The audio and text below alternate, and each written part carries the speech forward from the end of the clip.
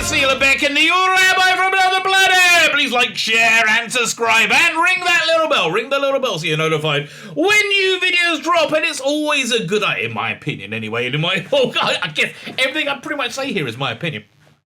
It's always a good idea to listen to the universe when the universe is talking to you. Universe, I call it God, whatever you want to call it. Like, honestly, bit of a weird aside here, but the only real difference from like an average agnostic, which I think is what most people are, right? Most people kind of believe in like the force, surrounds us, binds us, holds the universe together, that sort of thing. So the only real difference between like a Bible thumper like me and agnostic person like that is I believe in that metaphysical reality. I just think it's a rational thinking body that tells you what's good and bad.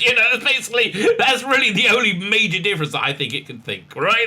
But other than that, always try and listen to you when the universe is talking to you. So when you get not one article, not two articles, but three, count them, three Christopher Eccleston articles, all of them somewhat different in a short space of time, it's the universe telling you it's time to do a Christopher Eccleston video. Yeah, I was going to say a Ninth Doctor video. I guess he's a Ninth Doctor, even though you put the War Doctor in there, which is something that we're going to be talking about in this video. Before we get into it, can you hit the like button? That'll be fantastic. Oh my gosh, so great. Thank you very much. Can you hit the like button? Can you hit the share button? Can you hit the subscribe button? That's what I'm really after. Can you hit the subscribe button? That'll be fan-dabby. I'm going to go for triple dosey day. Fan-dabby triple dosey. It's a bit of a weird day for me. My whole week was thrown off. I had to go to a funeral yesterday, which just blew up my day completely.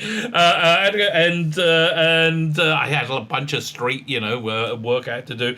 So now I normally record my videos at 9 in the morning. It's 4 in the afternoon, right? 4 in the afternoon, and I got to get this thing out. Fine, like, share, subscribe, comment. Let me know what you think. Yeah, do let me know what you think. And the YouTube algorithms love that. If you're Rumble, hit the Rumble button. Sign up to my Substack. Substack, if I may say so, is awesome. Is awesome beyond awesome. I think if Christopher Eccleston was to subscribe to my Substack, he would not only be eager to do more television Doctor Who, which he's not at all, but probably he'll be like all up for a multi-Doctor special, which he's not at all, which is kind of what we're going to be talking about here. So if he would sign up to that, that might happen. You can sign up to it. It's free. I put comics out on it when I'm not insanely busy, and I've been insanely busy. There's a paid one which I just haven't looked after enough. I haven't given people enough stuff. So I'll before the bubble bursts, I'm going to be giving out NFTs. One of the things I wanted to get today is work out how to make a bloody NFT. Going to make giving out NFTs, and each one's going to be individual for. Well, that's why it's an NFT, isn't it? For each different subscriber. So if you want to get the more exclusive ones, which I think is how the NFT market works, I really don't understand it. You want to get one of the more exclusive ones, sign up today, right? Sign up today, because this is the first month, and it's going to have the least amount of them around because there's the least amount of subscribers now. Hopefully in the next few months, there'll be millions of you out there frogging together, demanding more NFTs. I'll say, back, and you'll say, no, we need more NFTs. And you know what? I'm a big softie. I'll probably give them to you. Fine, like, share, subscribe, comment, Substack. Let's get to Christopher Eccleston, right? So this is the first article I saw from Slash Film, which is a good website. I'm actually surprised how much I like Slash Film. Right, it's a really solid website. At least from what I see, it's not like full of agenda, but it actually has interesting stuff in it. So they put this article out about a week ago, but it's they just updated with all the other new stuff that's coming out. So we'll skip the update and we'll get to it in order. But basically going over what happened with Christopher Eccleston, right? And I've never read his book, and I don't think he was too open about what happened in it. Because I think he's probably reasonably not a blabby mouthy type person. I mean, look at these bloody ads here. Can't even. How do I close this? Okay, well that went down. That's good. Oh, there you go. No. Really, you just got a big white space. Okay, the onset drama that made Christopher Eccleston leave Doctor Who. Tragedy, absolute tragedy. I mean, is it a tragedy though? I mean, don't get me wrong. I like Eccleston's Doctor Who, and I loved him coming back to Doctor Who. I mean, I loved him. I loved Doctor Who coming back. And I loved it being successful, and I loved it being popular. I loved it being quite good, and I loved his, like, bleeding heart performances. And I don't mean bleeding heart as in, like, a woolly liberal, which of course he is, which of course he absolutely is. But bleeding heart is his heart was bleeding from the Time War and the PTSD, and just everything he brought to it. I really, really enjoyed it. I've been loving the Big Finish ones, the box set 1 and box set, what was it? Or the last one, are the two to get. Although on the third one there is a freaking awesome Cyberman story, like awesome beyond awesome, and that's actually a good villain for the Ninth Doctor to play off against. Anyway, so we were all kind of taken aback back in 2005 when after Rose went out, and everyone went, "Oh my God, that's quite good. What's going on? That's very, very good." He announced he was leaving. Really? I mean, they couldn't, like, surprise us, but no, apparently not. Actually, there's all this weird BBC politics. There's always weird BBC politics going on, but there's all this weird BBC politics going on at the time, which was what was going on behind that. But wouldn't it be great if it was a shock one? Anyway, but when that happened, I think I was going to watch it anyway. I immediately decided to watch Casanova, which was the Rusty Davies series starring David Tennant. I said, I'll bet he's a shoo-in for the next Doctor. I said that's why I watched it, and oh boy, was he a shoo-in for the next Doctor. Great thing about Casanova, I don't think it can be underrated enough, overrated enough at this point. And the first line in it is bollocks, and I love that. I like more of that. Very Rusty Davies. Okay, one of the big disappointments for long-time Whovians is Christopher Eccleston, who started off the revival as a Ninth Doctor, was only around for 13 episodes, whereas every Doctor since then has gotten 3 seasons to make an impression. Eccleston's Capaldi would have done 5, mate. Eccleston's grouchier, more grounded version of the character didn't even get his own Christmas special. Well, you can watch the Unquiet Dead. That kind of works, right? By the way, oh my God, something I loved in the Unquiet Dead is as the snow was falling, was either when the TARDIS appeared or disappeared, but there was snow falling. TARDIS disappeared, and the snow that was on the rim of the windows they just started swirling as the TARDIS vanished. Lovely. Just absolutely lovely. In fact, I say Unquiet Dead was when I was relaxed that this was Doctor Who, because we had Rose, which wasn't very Doctor Who-y. I mean, it was very, very different, right? It was very, very contemporary. And then we had End of the World. I think End of the World was the second episode, right? Again, great special effects, but not overly Doctor Who-y. And the weird thing of walking through that giant fan, I don't really understand. I still don't understand to this day. But, then we got the Mark Gatiss Unquiet Dead. I'm like, oh, yes, this is Doctor Who. I'm just thinking all the lines from it now, just distracting me. How much I love that episode. Is the Nights only around 13 episodes. They didn't get to make a Christmas special. Well, neither did Jodie. If you sort of. At first glance, this seems like an intentional storytelling decision. No. The most unique aspect of Doctor Who is the way the main character changes actors every few years. Who was it? What's the name of the director? The guy who did Event Horizon, whatever his name is, he was going to do a Doctor Who movie at one point in the 2000s, I think, and he wanted to have Lawrence Fishburne as a Doctor and then have him regenerate into somebody else. Which I thought to put that in as the initial thing, like to make regeneration a thing. The most unique is the main character changes every few years. To make narrative sense, to introduce a concept of regeneration to new viewers as soon as possible, to prepare them for a show that is always prepared to reinvent himself.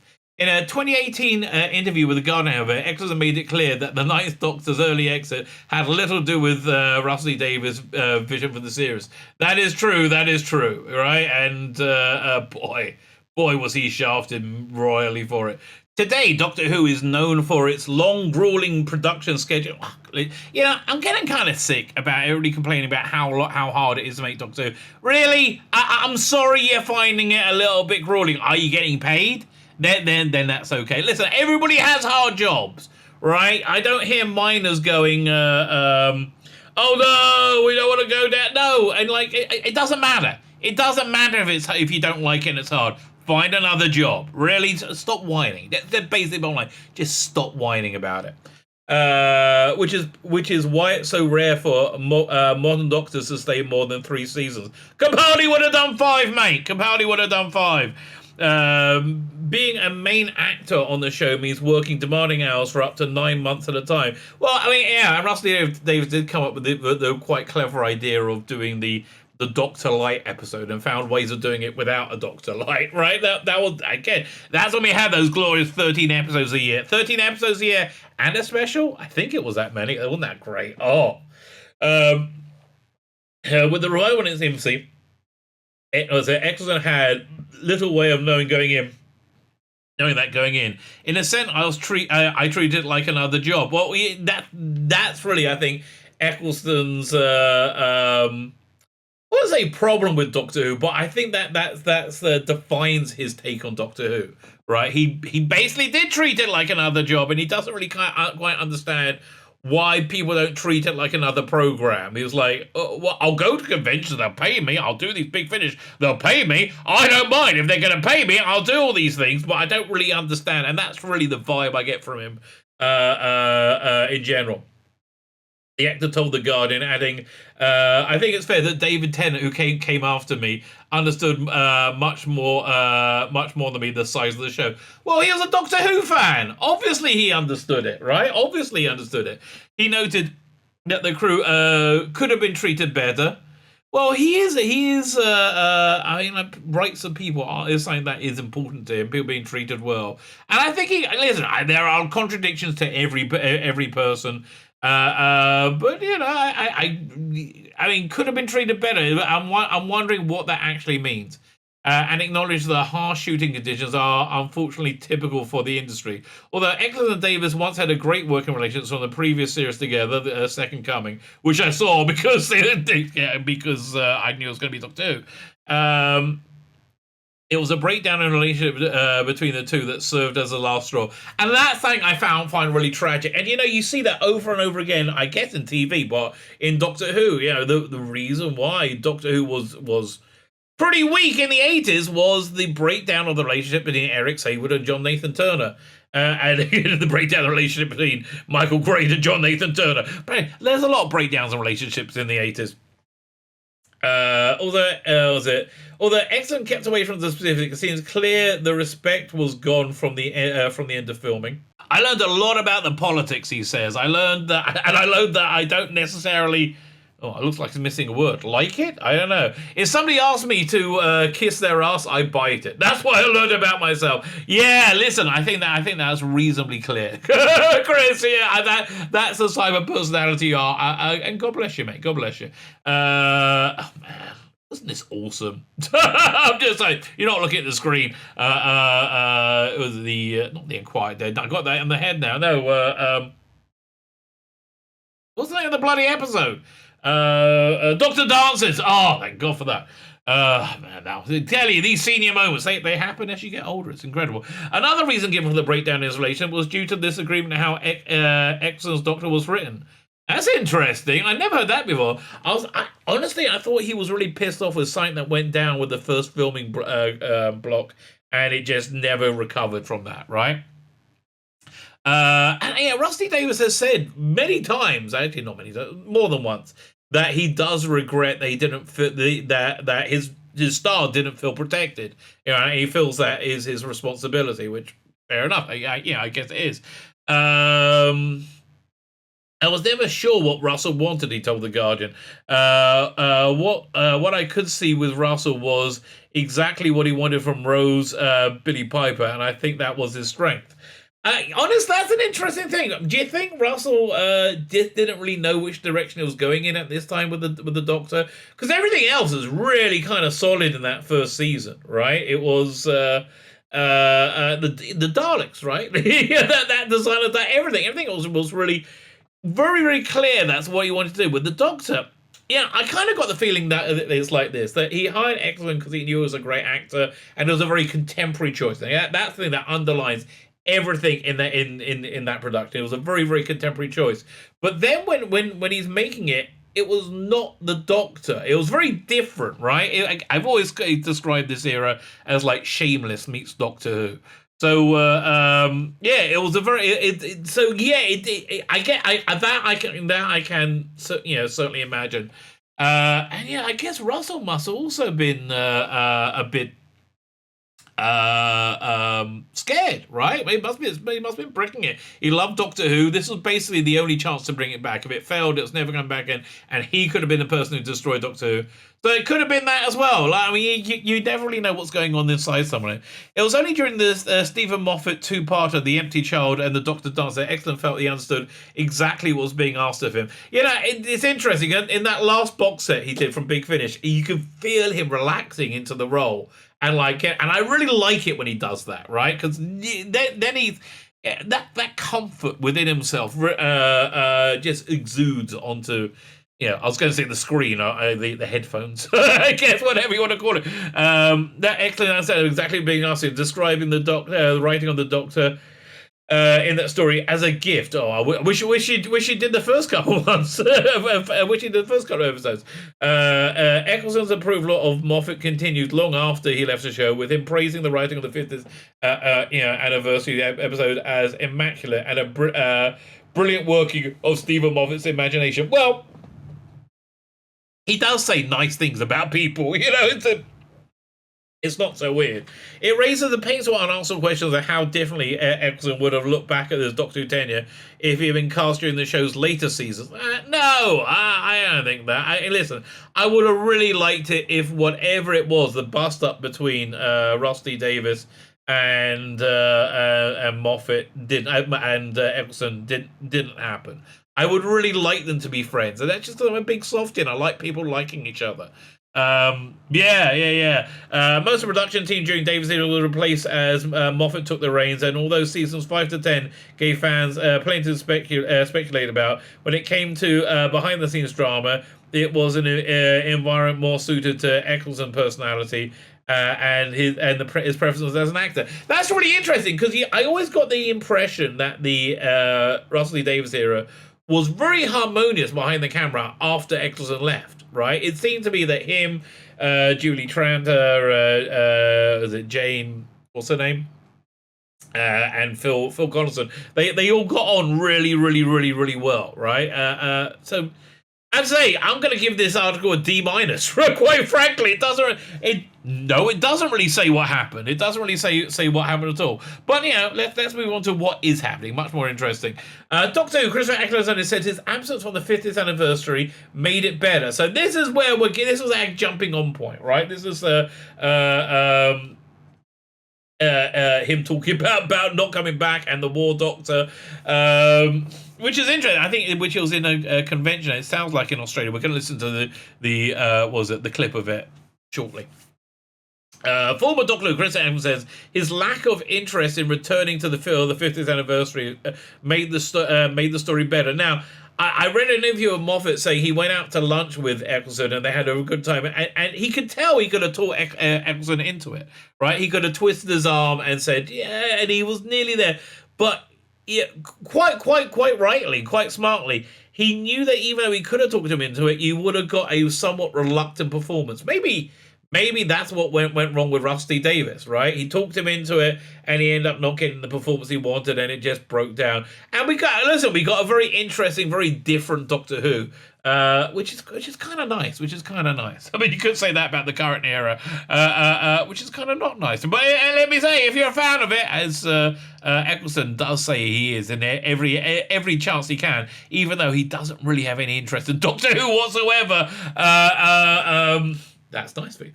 Ninth Doctor actor Christopher Eccleston elaborated on a decision not to return for the Doctor Who 50th anniversary special, which, by the way, also debunks the rumour that him and Capaldi are coming back with Matt Smith and David Tennant for the 60th. No, they're bloody not, mate. I mean, I think.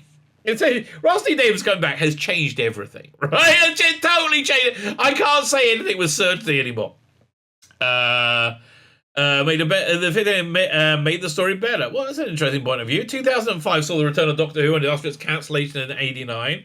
Yeah, we know, with doubts amongst the general public that what was remembered was a silly, low-budget sci-fi show could have a place in the modern TV landscape. Well, not the public, most of the industry.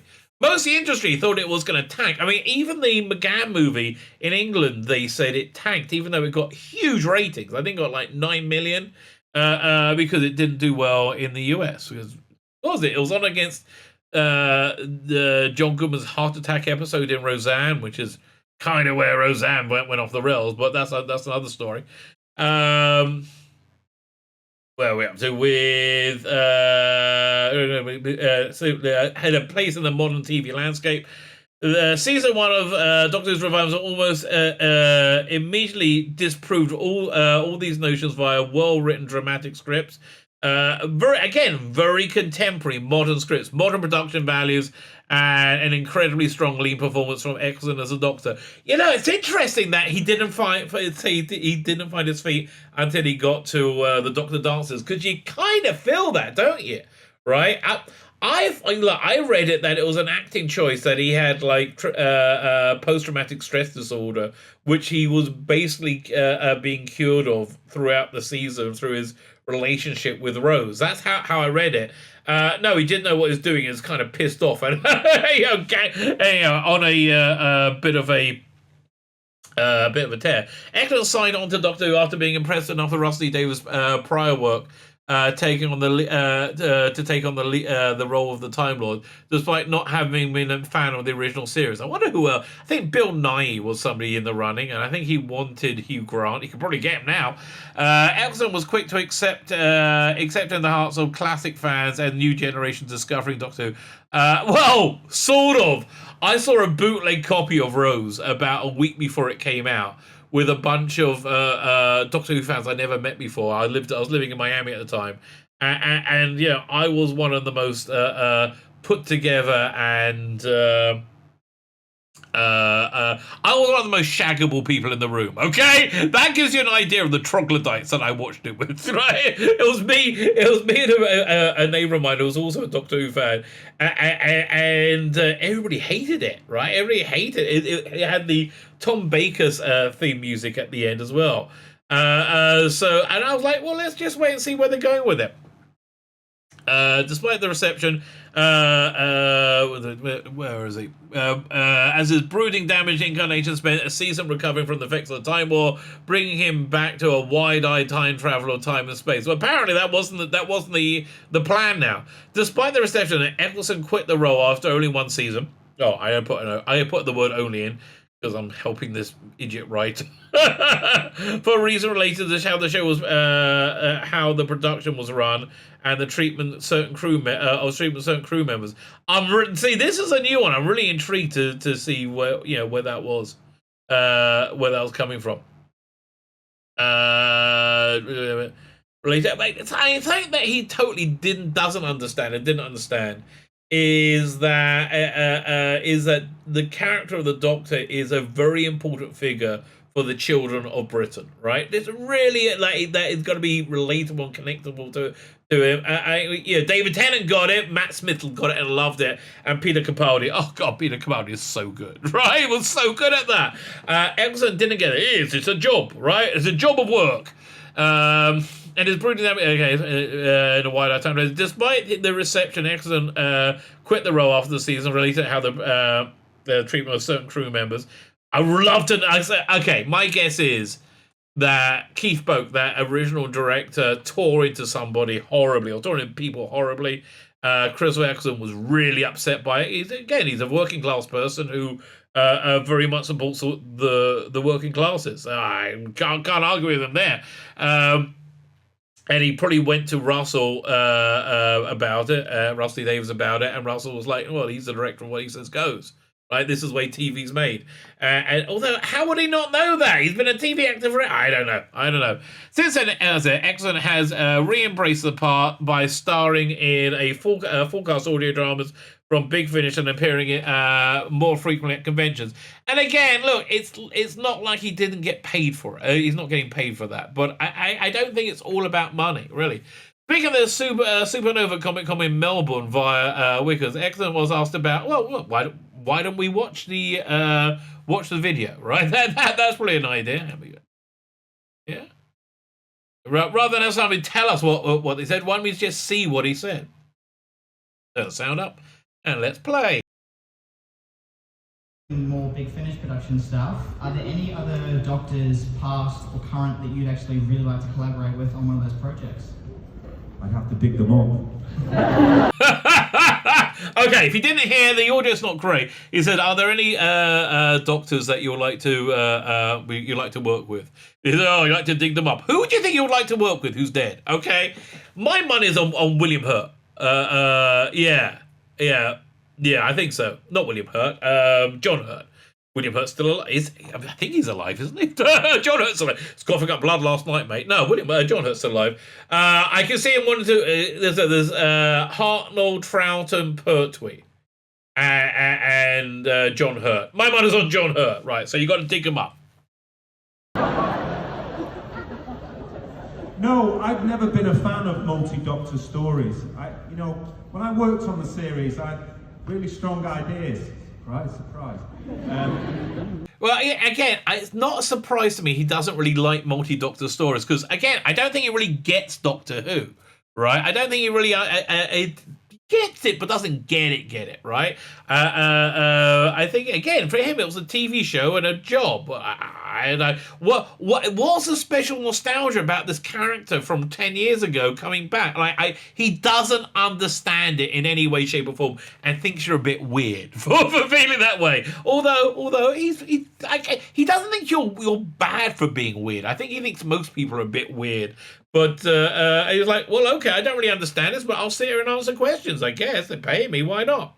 About what works and what doesn't. And I always think that multi-doctor stories are a bit of a cash-in. And a bit...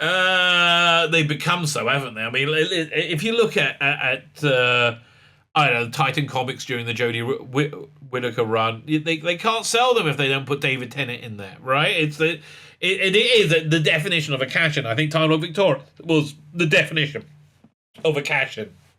That failed horribly. And, it is a thing to do when you want to get sales. So I don't think he's wrong there. I don't think he's entirely wrong. However, having said that, 3 Doctors was just kind of like what had to happen. 5 Doctors, and they have the Doctor. And right at the end, which is the Big Finish multi-Doctor. More than that, yeah, they do feel like 2 Doctors. Yeah, it feels like a bit of a cash-in terms of you'll get people watching. Exploitation. Creatively, they never worked for me. I looked at the script for the 50th anniversary, and I thought as soon as I said I wasn't doing it, it got better. Because, well, everything, if I'm not in it, it's better. Man, I tell you, so it takes a lot for somebody at the total top of his game. Absolute top of his game. And a great actor to say, yeah, I think without me he's better in it. But okay, I like this the self deprecation. But the creation of the War Doctor introduced a whole new facet to the canon. I know it made some people anxious, the fundamentalists. It didn't. Dude, it didn't. Timeless Child made people upset and angry. Didn't make anybody anxious. I think we all liked it. Didn't we? I think everybody... Again, I've been in fandom all my life. I was in fandom then. I think we all loved it, didn't we? I think most people... we all. There's no all. I think we mostly loved it, though. In fandom, I think we did. But, and, before we go forward, I do want to touch on one thing. It's that he said is really, really, really, really true. That you... that problems are always problems are mostly a godsend when you're doing something creative, because when you got to think your way around a problem, you normally get something better out of it, right? You normally get something a lot better out of it, which is what you got with the War Doctor, right? And there's a lot of things they could have done. I think the War Doctor was a really good idea, right? And having John Hurt play him, I think it was a really good idea, and I think it really added to the depth and texture of Doctor Who, right? For me, it didn't take away at all. Having him do the Big Finish season, so he's got as many stories as well, not anymore, as Eccleston, and finding the new one, Jonathan Carey to continue the role. It really added something very, very significant and interesting to Doctor Who canon. Quite frankly, I'm really kind of excited about the After the War game series in the Big Finish are doing it in about 3 or 4 months. It's coming out with Michael Troughton playing the second Doctor. Listen, if you haven't heard the Annihilators on Big Finish, that was really good. Anyway. So yeah, he's absolutely right. I mean, the impossible conundrum of what do you do when you don't have Chris Eccleston came out with something absolutely brilliant. So no, I mean, the father of us all is William Hartnell. Hartnell, hashtag Hartnell the first, baby. Hartnell the first. I don't really think he understands the controversy he just stepped in. But the greatest Doctor is Jodie Whittaker. So how? Again, Chris, what's your favourite episode of Jodie Whittaker? Where do you think she really did a good job? What one had the best writing? Go on, let me know. I don't think you've seen any, have you? Here's what I think you've seen. People telling you they don't like her because she's a woman, right? Which is, like most things people tell you, a lie, right? Lots and lots of lies. Look, fortunately, we're living in a world where the lies are just falling apart very, very, very quickly. I don't know how much longer that lie is going to last. You know how long longer that lie will last? Maximum until the minute she leaves, right? When she's gone, she's forgot forever.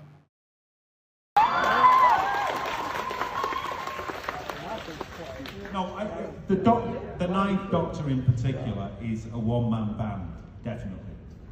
So he doesn't work with other Doctors. If you want me back, you get me on my own.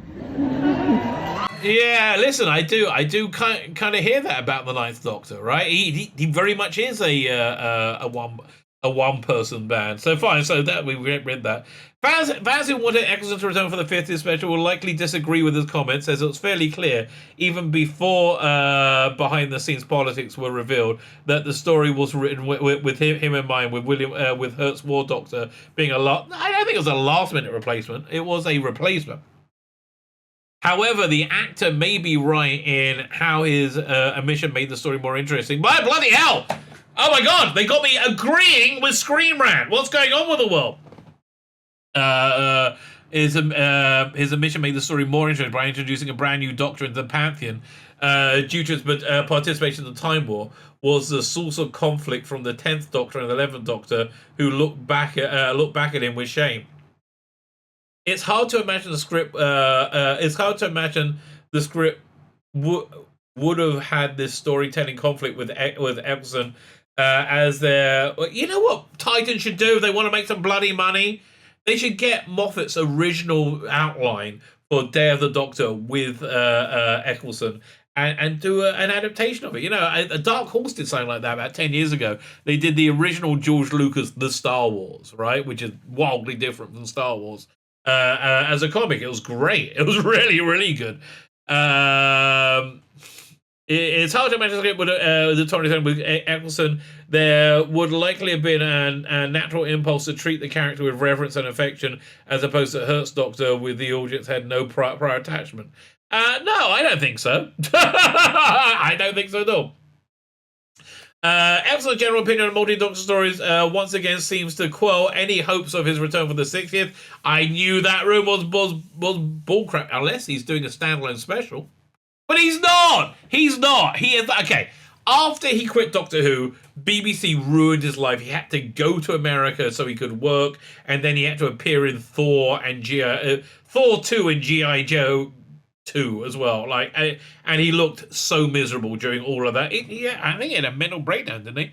This was announced since it was announced that he would be returning for showrunning in the 60th onwards, along with key figures from the early seasons of Doctor who Eccleston inevitably butted heads with. However, Eccleston's engagement with fans of with the show's mythology in this quote shows that Doctor Who is still an important part of his career that will continue to bring new solo adventures and big finish. Yeah, listen, he just has no interest in doing like in the history of Doctor Who. You're not going to attempt to say, "Hey, Chris, you want to do a big finish with I don't know, the Borat?" Well, I guess Paul Darrow's dead as well now, you know. What are you going to do? Like, none of that's going to appeal to him very much now, is it? No, I don't think so. I don't think so at all. Fine, and I said there were 3 articles. So, Article 3, really weird. Came out like a day ago. Why Christmas Doctor is underrated. I don't think he is. I think Christopher Eccleston's Doctor is awesome beyond awesome. The Ninth Doctor kickstarted the revival of Doctor Who with Christopher Eccleston performing deserves more recognition for that. It just deserves more recognition because it was very good, right? That's what it deserves more recognition for. In 2005, sci-fi fans were delighted by the return of it's always the introduction that goes blah, blah, blah, blah. We're delighted by the return of the time-traveling phone box dweller Doctor Who Saturday Night, 69, 89, blah, blah, 63, 89, iconic figure, alien ability, time travel, blah, blah, blah. For 2005 revival, Chris Eccleston was cast as the Ninth Doctor, taking the torch from 8th Doctor Paul McGann. Not really. It was essentially a reboot. I mean, even though it wasn't, but it's you know, they had no connective tissue with the classic series at first, and they tried to keep it as separate as possible. Known for his dramatic performance, he was regarded by many as one of the UK's best actors, with the casting excellent being surprised so many. Yeah, I think that's what appealed to Rusty Davies more than anything else, right? That it was well known. He had a great. He had a great public presence at that time. He just came a cracker, and he was well known. People liked him a lot, and he's a dangerous actor, an interesting actor, a different. But I think when push comes to shove, I think Rusty Davies felt the same way as me. That I like this, but it doesn't really feel like what I want from Doctor Who. And then came David Tennant. He put on a long jacket, and it kind of felt right. And then Matt Smith came, and it felt more right, to be quite frankly. But yeah, I think his public persona being so big was a big deal. People worried the fun of the show could be lost. However, the show was a huge success. Nobody was worried the fun of the show was going to be lost. People thought it was going to crash and burn. And I think that's probably why they wanted a very serious actor as well. Because inside the industry, they said this was insane. So many people told RTD, "Don't do it, mate. Don't do it. It'll destroy you." Eccleston created a nuanced version of the Doctor that held the attention of the nation, pleasing existing fans and creating legions of new ones. Well, I think more David Tennant did, really. But okay, Eccleston's tenure only lasted one brief season, but before David Tennant took over the role. But it's important not to discount the effect of his performance on the series. We're not. I'm reading this, aren't I? The first episode of the Doctor Who revival aired on March 26, 2005. Audience weren't sure what to expect. Oh man, that first trailer was awesome when you saw the Sardine ship crashing into Big Ben and crashing. Oh my god, it was so good. Yeah, if you're not an old school Doctor Who fan, a classic Doctor Who fan, you cannot understand the elation of that do you want to come with me trailer. Oh man, we're running down the fireball behind it. It felt so good. It was so good. Because again, we were used to Doctor Who being, somewhat embarrassing. Doctor Who is something that you didn't talk about with the ladies if you wanted to get laid. It wasn't a chick magnet, right? You want to keep your Doctor Who magazine. Yeah, honestly, if you had a Playboy, you would put your Doctor Who magazine inside it because you're too embarrassed. No, Playboy's too clean. What's it like? I don't know, the Granny Jugs. I guess there probably is a Granny Jugs magazine. I wouldn't be surprised. Would the ninth Doctor be a more serious incarnation like the original William Hartnell? No. Would viewers see his regeneration from Paul McGann to Eccleston? No. Most importantly, what would his iconic sonic screwdriver look like? Like the sonic screwdriver. The first time Eccleston's Doctor appears on screen when he saves future companion Rose Tyler from animated mannequins in the basement. Can you just say Autons? And then he promptly blows up the building. Run for your life! Great line. Later, but yeah, you could tell, right? You could tell he wasn't getting direction on which way to go. Totally, you could tell that. Later, he appears at the door, peering through the letterbox, following a signal from his sonic screwdriver and emanating through the plastic. Okay, we've seen it! Oh my god! The living Patrick launches itself, and in an attempt to strangle him, giving Eccleston a chance to do some physical comedy as Rosamund makes a tea completely unaware. That'll never work. He's gay, she's an alien. Or she's gay, he's an alien. In the first few scenes, it becomes clear that Eccleston's take on the character, the Doctor, is going to be a multifaceted one. Yeah, again, all that like weird gurning smiling he did. And it all kind of makes sense now, doesn't it? Throughout the series, he is able to convincingly turn on a dime and grinning and eccentric comedian to a frightening Time Lord. Yeah, the grinning didn't really work. Known a fifth throughout the universe. No, he wasn't. The Doctor has a long and storied history, literally containing multiple personalities in the body and share the same core. Throughout the first series of 2005 revival, it became increasingly apparent that Eccleston was determined to encompass the vast history of the character while adding his own. No! No! Again, he had really no idea what was going on. In the second episode, the Doctor takes Rose. Oh, I'm glad I got it right. It was the end of the world. Takes Rose the year 5 billion to watch the end of the world following the episodes. Following episodes structured similarly with the self-contained adventures spanning space and time throughout the series, and it was a very cleverly laid out series as a season as well.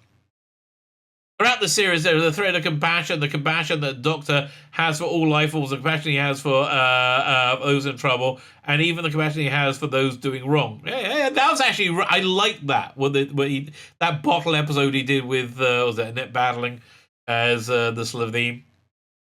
He always offers a chance for redemption, something that was never afforded in his own eyes. The series as the series progresses, Eccleston really gets to play with the performance in a two-parter, Empty Child and the Doctor Dances. Well, there's the first script he understood, right? It's what he's saying. The Doctor and Rose find themselves in World War II England, where they encounter time agents, rogue nanogenes, and terrifying child looking for his mummy. That was great. Are you my mummy? That was just really genuinely creepy. It's what you want Doctor Who to be. Throughout the narrative, audiences see the Doctor interacting with orphans of war, joining them for their stolen meals and treating them as equals. Yeah, I love the way he treated everybody as equals. The episodes are funny and scary and sweet all at once, and Eccleston conveys it spectacularly. That's fair. He's afraid of the empty child. He doesn't know yet what's happening, but he knows if he isn't careful, and more importantly, Rose could end up transform like him. The episode ends with the unbridled joy of just this once. Everybody lives, Rose. Everybody. Yeah, that was fantastic. Everybody lives. The series 1 arc of Doctor Who Revival concludes with the revelation of the meaning of Bad Wolf, something that Russell Davies didn't think anybody would notice all the way through the series, right? He didn't think anybody would pick up on it.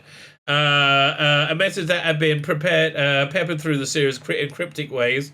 On a satellite, so blah, blah, blah, blah, blah. Of course, he's trying to defeat the Daleks. Rose absorbs the heart of the TARDIS. Unfortunately, the energy is going to burn Rose from the inside, so the Doctor absorbs the energy, giving her a kiss, which is how I think 13's going to go snocking as, knowing it will kill him but save her, right? The Ninth Doctor final scenes are absolutely devastating. No, the Ninth Doctor scene that is devastating is from... Is it from that episode or the other one where he tricks Rose to go into the TARDIS, right? And then it closes and it starts like taking him back to Earth. And you get the hologram, right? The hologram. He says, and he's looking out into space, right? But then at the end of it, when he turns and looks at Rose, and there's only one thing you can do, live a fantastic life. Well, I can't remember the line, but when he turns and looks at Rose and he like steps like that, that just gave me the chills beyond chill. Absolutely fantastic. I mean, that's where he earned his catchphrase. The energy from his own TARDIS burns him up. He seems almost fine. He leaves the station with Rose and explains regeneration, telling her about the planet Barcelona and how we want to take her there. How the regeneration process is dodgy. He doesn't know what will happen or who will be. Every cell in his body is dying, but he won't die. He'll just be different. Well, he basically did die. As the Ninth Doctor comes to the end of his tenure, The Doctor laments that he won't be there to adventure with Rose. He tells her that she was fantastic, and his final words were, again, brilliant, just absolutely brilliant. And you know what? So was I. Yeah, again, there's just that that acceptance of self and that acceptance of happiness. And I don't know if that was intended with the script and with the acting choices, but that's what I felt, and it was freaking glorious. How glorious was it that, we're in 17 years later? 17 years later, a guy in his basement is screaming into his camera, infusing how freaking awesome it was. That's how great it is. And he was right. Eccleston was fantastic. He paved the way for the series' longevity. I don't know. He set the bar for who and what the Doctor could be. A hero, a protector, a force to be reckoned with, and the oncoming storm. Yeah, well, that came from the New Adventures. So as I said, when the universe talks to you, by sending you 3 Christopher Eccleston articles in one go, you might want to listen. You might want to listen, and you know why it's worth listening? Because, as Christopher Eccleston himself said, as the Doctor, he was fantastic. My name is Tzvi Lebetkin, the Rabbi from another planet. Please like, share, and subscribe, and ring that little bell. Ring the little bell so you are notified when new videos drop.